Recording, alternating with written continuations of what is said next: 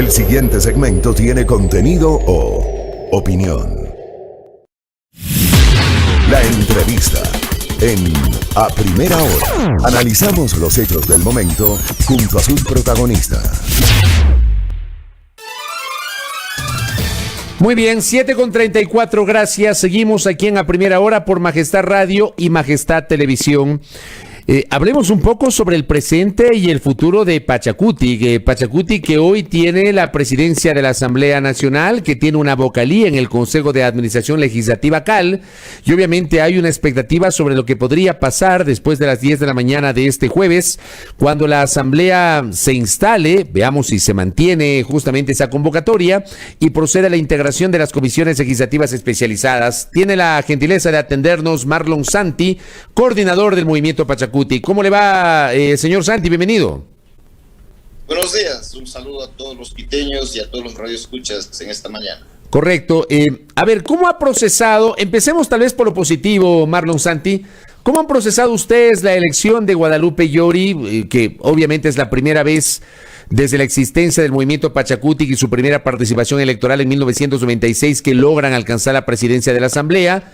Guadalupe Llori, además, es mujer, es la tercera mujer en ocupar la presidencia de la Asamblea y es la primera mujer amazónica en ocupar la presidencia de la legislatura. ¿Cómo han procesado ustedes a la interna esta designación de su coidiaria Guadalupe Llori, Marlon?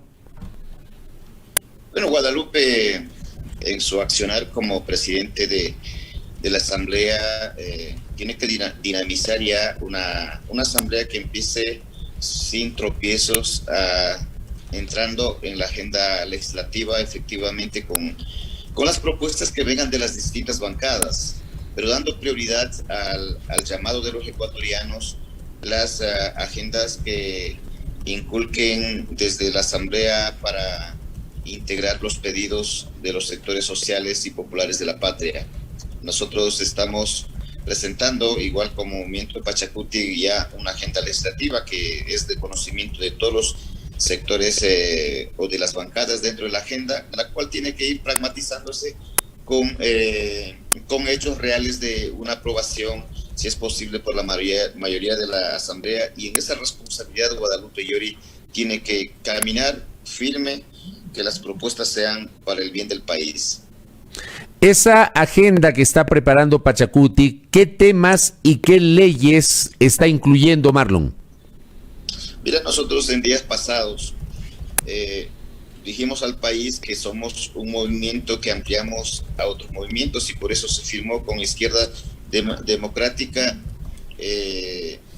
una agenda legislativa basada en 4 ejes: educación, economía, salud y una mirada al campo que se llama la intervención a los campesinos de la patria en todas las regiones. Esa agenda ya está consolidada entre las dos bancadas, que también fue presentada a las otras bancadas. Ahora esperamos que las otras bancadas también integren o nos presenten otras prioridades que ellos tienen y allí ir concordando como un equipo dinámico de trabajo dentro de la Asamblea. ¿Podríamos conocer tal vez algún detalle, alguna ley o algunas leyes que están incorporadas dentro de esta planificación, de esta agenda, Marlon? La reforma a la ley de educación va a ser prioridad, la reforma a la ley de universidades, de educación superior también va a ser prioridad, y la reforma a la ley de agricultura va a ser prioridad para dar una avanzada, y se revisará también la ley de minería y los contratos mineros como parte de la fiscalización de nuestras bancadas en el tema de la ampliación de la frontera minera, dando prioridad al derecho de los pueblos que están habitando y que están siendo afectados sus derechos. En ese sentido, digo, dentro de las prioridades que tenemos son estos temas y otros que alberga las propuestas que nacen y emanan de las organizaciones indígenas y organizaciones sociales. Cuando hablamos de la ley de minería y de los contratos mineros, ¿está en la agenda la posibilidad de conformar una comisión ocasional que se encargue de revisar la naturaleza de los contratos mineros, de Marlon? No hay todavía una comisión ocasional. Se podría generar una creación de una comisión y para revisar primero. Los asambleístas van a revisar la ley de minería que fue hecha a las espaldas de quienes somos afectados, y segundo, si los contratos de concesiones que hicieron en el pasado tienen el mínimo rango de estándares internacionales sobre el respeto a los derechos del ser humano, el cumplimiento de la Constitución, y si estas concesiones respetan la soberanía del país. Entonces, por lo tanto, los asambleístas van a entrar de lleno a analizar, a fiscalizar los procedimientos que se hicieron, hasta para la generación de esta ley que repercute para nosotros, para quienes hemos estado frente al tema de esto, la violación de ciertos derechos. Ahora, dentro de esta planificación que usted señala, por ejemplo, en el tema de la revisión de los contratos mineros o la revisión justamente de los términos de las reformas a la ley de minería, ¿han hablado con la bancada de Creo? ¿Hay, digamos, acuerdo con Creo y con los independientes para que en función de esta mayoría que designó a Guadalupe Llori presidenta de la legislatura e integró el CAL, se pueda mantener justamente esa mayoría y revisar estos temas? ¿O esto por ahora solamente tiene los 43 o 44 legisladores de Izquierda Democrática y de Pachacutic? Vea, la agenda legislativa que se presentó, que se generó, se ha presentado a todas las bancadas. Pero lo firme está con los 46 asambleístas que firmamos el acuerdo entre las dos bancadas. Esto quiere decir que ya tienen conocimiento del resto de bancadas y está en ellos la decisión de ir discutiendo. Por eso los diálogos dentro de la asamblea tienen que ser programáticos y diálogos abiertos a ir evacuando algunos temas que son, nosotros lo decimos, las líneas rojas que hay contradicciones y también hay intereses. Por lo tanto, debe primar el diálogo, debe continuar para adelante con una fiscalización y con una legislación que repercuta un trabajo y un balance que beneficie no solo al Ejecutivo ni tampoco a los asambleístas, sino también a la sociedad ecuatoriana. Pero ustedes no están conscientes, Marlon, de que este tema en particular, los temas mineros, los temas petroleros, la visión económica, los temas tributarios, podrían provocar un choque entre la visión de Pachacutic en esta alianza con la ID versus la visión de Creo y del Ejecutivo? No toda la política es color de rosa, señor periodista. En la política se debe aprender a escuchar y también a ceder algunas posiciones. Por lo tanto, nosotros ya hemos planteado esto y son procesos que se darán en la vida democrática del país, dando las prioridades principalmente a los ecuatorianos. Por lo tanto, son temas que serán álgidos. Habrán acuerdos en algunos momentos, en otros no. Por lo tanto, ya está en la mesa de la discusión de la Asamblea Nacional.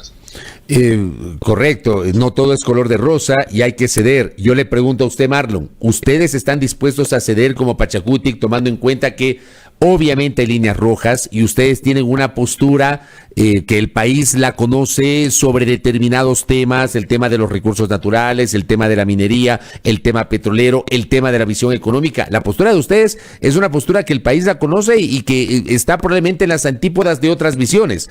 ¿Ustedes están dispuestos igualmente a ceder, Marlon? Por supuesto, los temas que tenga que ver por ejemplo, si hay la viabilidad que repercuta, todos los temas son álgidos.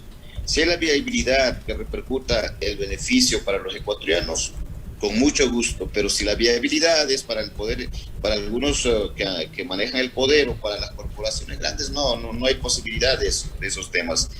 Ahí nuestra visión es que el beneficiario de todo programa o de toda ley tienen que ser los ecuatorianos y no los grupos de poder.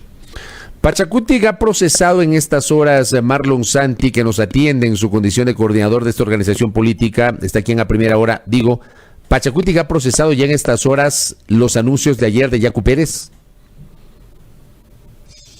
No, bueno, es un tema importante para nosotros. Yacu Pérez fue adherente y por lo tanto no tiene cabida su renuncia aquí dentro del movimiento.